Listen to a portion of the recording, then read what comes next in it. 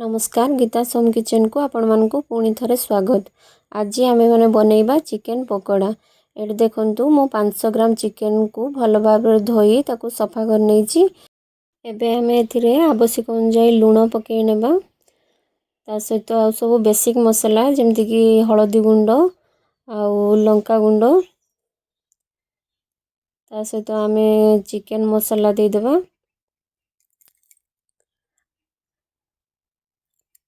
Chicken मसला एबे एथरे जीरा गुंड पकेइ नेबा।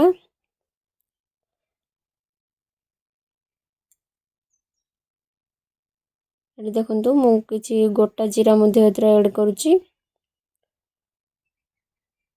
आउ किछि जुआणी वा अजवाइन सेटा को मध्ये एडी पकाउची जहा द्वारा कि टेस्ट बहुत भलो आसीबो।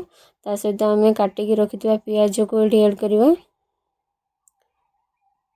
आउ अदा रसुण रो पेस्ट को एडी मध्ये दे देबा।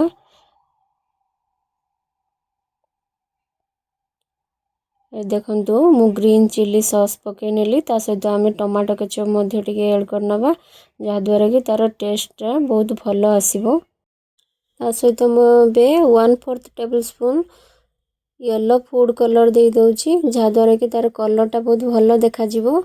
आपण माने चाहिले एडी रेड फूड कलर मध्ये ऐड करि परिबे। मो पाखरे रेड फूड कलर अवेलेबल नथिला सेति पई मु येलो फूड कलर ऐड करूची। आमे ए सब को भलो भाबरे मिक्स करनबा जेमति कि चिकन भलो भाबरे मिक्स हे जिवो।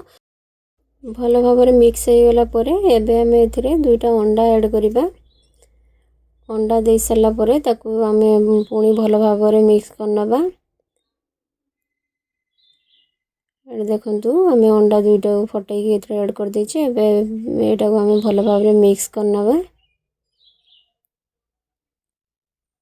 जेते बेले भी आपण माने पकोड़ा छाणचंती चिकन को प्रथमे भलो भाबरे ताको मैरिनेट करंतु। सब बेसिक मसला ऐड करी भलो भाबरे मैरिनेट करनेंतु। तापरे आपण एथरे कॉर्नफ्लोर ऐड करंतु। एबे देखंतु आमे कॉर्नफ्लोर ऐड करनबा। कॉर्नफ्लोर आमे आवश्यक अनुसार ऐड करिबा। अधिक कॉर्नफ्लोर ऐड करले पकोड़ार टेस्ट बिल्कुल भी भलो लागिबोनी। सेति पई आमे कॉर्नफ्लोर आवश्यक अनुसार ऐड करबा। ताको भलो भाबरे कोळै नबा। एटे देखि पारथुबे हमर चिकन भलो भाबरे मैरिनेट हे गलानी। एबे एटा को आमे 10 मिनिट पई रेस्ट रे छाड़ देबा। ए आमे गोटे कढ़ाई रे तेल गरम करिवा पई छाड़ देबा। तेल गरम हेबा परे एबे आमे सेतिरे चिकन सब को पकेइ नेबा। तेल आमे मीडियम फ्लेम रे ही ताको गरम करबा। तेल जेमति अधिक गरम होबनी। तेल अधिक गरम हेले पकोड़ा हमर जळी जिवो किंतु चिकन भितरु सिझी नथिबो।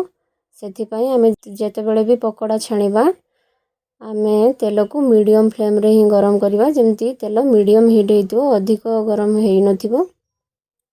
एबे चिकन पकोड़ा सब को आमे उलट पलट करी दुई पाखर भलो भाबरे छाणी नबा। आमे जदि पकोड़ा पई छोटो छोटो करी चिकन पीस नैतिबा ताले 5 रु 7 मिनिट भितर पकोड़ा हमर रेडी हे जिवो। किंतु आमे जदि बड़ो पीस नैतिबा ताले सेही अनुसार अधिक टिके समय लागिबो। मु एडी चिकन पकोड़ा को एका थर करे ही फ्राई करनउची। आपण माने चाहिले चिकन पकोड़ा को दुई थर मध्ये फ्राई करि परिबे। थरे सेलो फ्राई करनेबे पुणी किछ समय पर ताको आ थरे डीप फ्राई करनेबे जहा द्वारा पकोड़ा अधिक क्रिस्पी हबो। एबे देखंतु 5 रु 7 मिनिट हे गलानी। एबे चिकन पकोड़ा हमर रेडी हे गलानी। कलर मध्ये कते भलो आछि आ चिकन भी सिझी गलानी। एबे आमे चिकन सब को बाहर करनबा आ ताको गरमा गरम सर्व करिबा। आ बाकी तक चिकन को मध्ये आमे एंती फ्राई करनेबा।